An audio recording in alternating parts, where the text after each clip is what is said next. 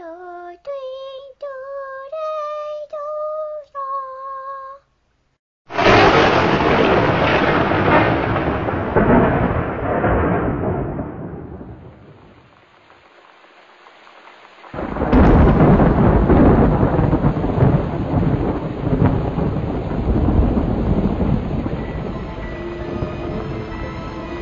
like to tell you a story, but I suppose you've already heard the one about Ida, or haven't you?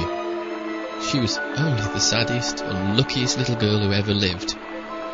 You mean to tell me you've never heard? Well then, that is the story that I shall tell you. It begins a very long time ago, in the town of Katy Towell, in the midst of a terrible storm. She simply appeared one day. She was small and pale and shivering, and standing all alone on a corner. A paper around her neck said her name was Ida.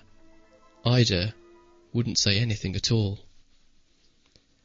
Oh, how frightened she looked, but oh, how brave she tried to look, until the kindly Mrs. P stopped and inquired as to the whereabouts of her parents.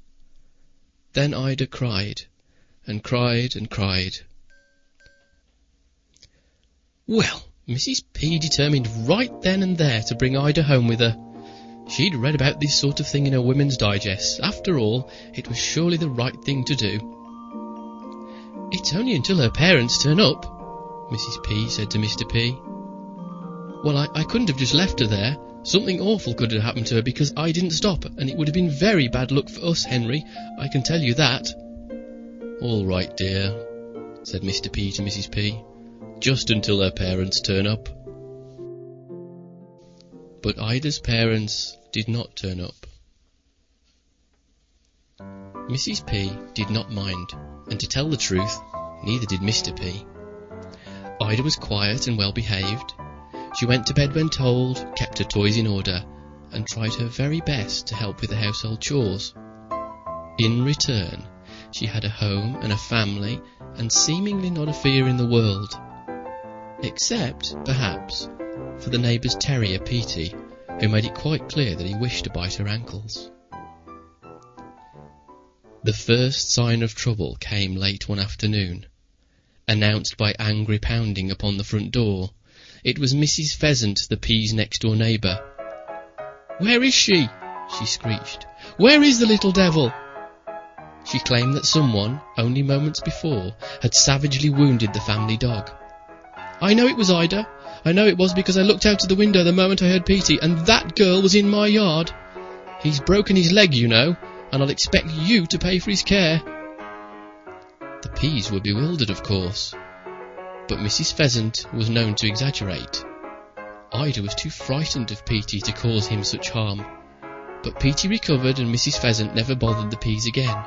The incident was soon forgotten. The real trouble was much stranger and only beginning. There was the morning in the garden with the horde of black snakes. The Sunday at St. Parsley's, when the baptistry turned to oil. The great bat found in Katy Towell Park. And every time something truly bizarre happened, Ida was nearby. It made the more superstitious folk simply buzz with gossip. "That little orphan girl of yours is bad luck," some said.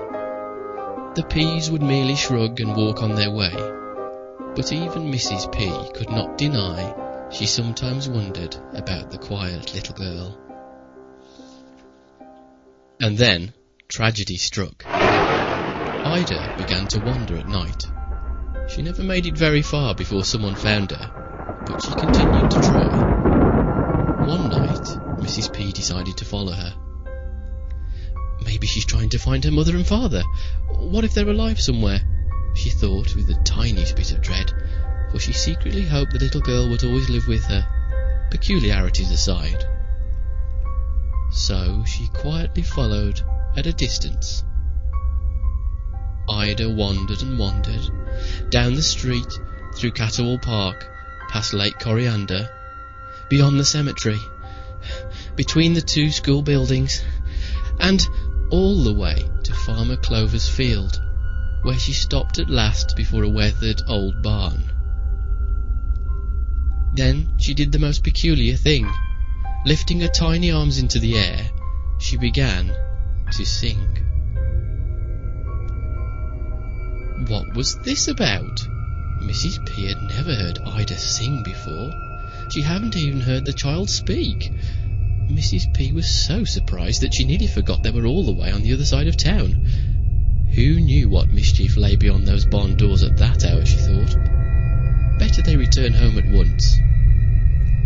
Careful not to frighten Ida, Mrs. P reached out to take her hand, and then...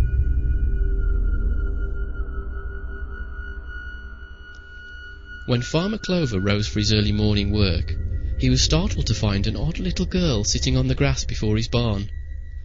Beside her lay Gladys P. She used to buy eggs from him, didn't she? He thought. But now she lay quite still, barely breathing, her face frozen in terror. Mrs. P was alive, but she would never speak again.